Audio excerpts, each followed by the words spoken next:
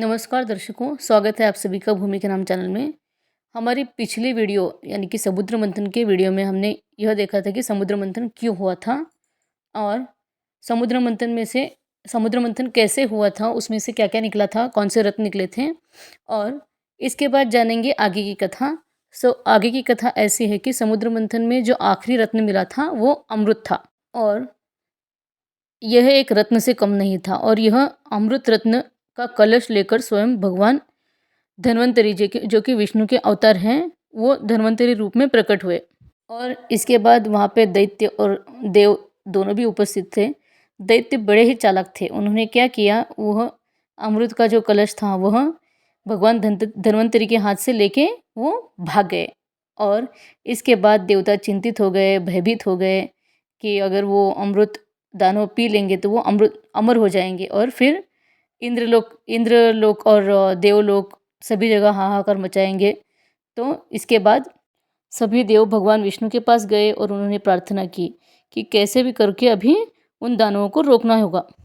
तब उनकी प्रार्थना सुन के भगवान विष्णु ने मोहिनी का अवतार लिया और उन्होंने वह अवतार लेकर न केवल दानवों से वह अमृत का कलश छीन लिया बल्कि देवताओं को अमृत भी पिलाया। तो जानते हैं कैसे उन्होंने देवताओं को अमृत पिलाया। तो ये कथा ऐसी है कि विष्णु जी ने एक नारी का रूप लिया जो कि बहुत ही सुंदर थी और उस नारी का नाम था मोहिनी।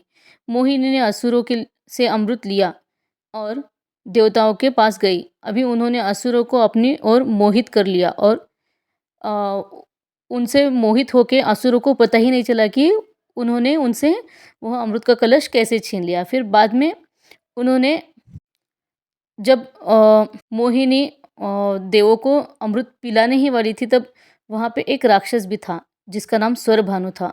उसने चुपचाप से देखा ये सभी कि ये सभी देवताओं का ऐसे ये प्लानिंग चल रही है कि सिर्फ ये देवताओं को ही अमृत पिलाएंगे और राक्षसों को अमृत नहीं मिलेगा।